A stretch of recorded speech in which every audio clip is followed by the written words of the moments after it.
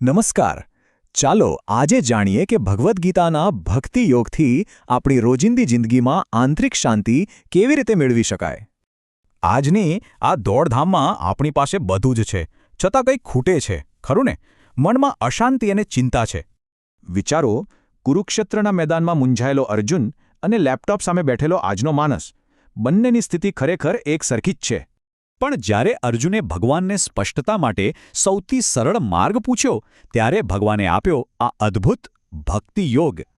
આપણે માનીએ છીએ કે ભક્તિ એટલે માત્ર માળા ફેરવવી, પણ ના, ગીતાનો ભક્તિ યોગ કંઈક અલગ જ કહે છે.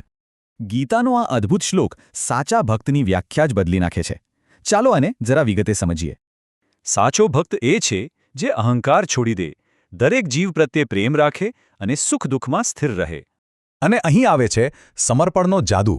આ ભાવ આપણા રોજના સાધારણ કામને પણ ભગવાનની સેવામાં બદલી નાખે છે.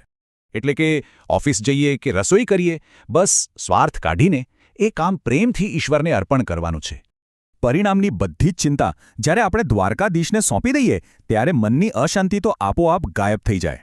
હવે જોઈએ ભગવદ્ ગીતાના 12મા અધ્યાયનો અંત, જ્યાં શ્રીકૃષ્ણે એક બહુ જ સુંદર અને શાંતિદાયક વાયદો કર્યો છે.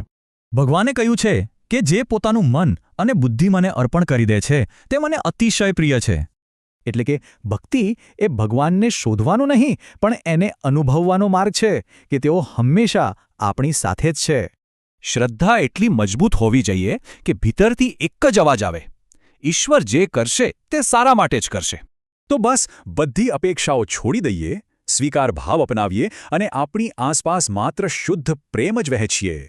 જો આપણી દરેક સામાન્ય ક્રિયા જ ભક્તિ બની જાય, તો પછી જિંદગીમાં કોઈ અશાંતિનું અસ્તિત્વ રહેશે ખરું?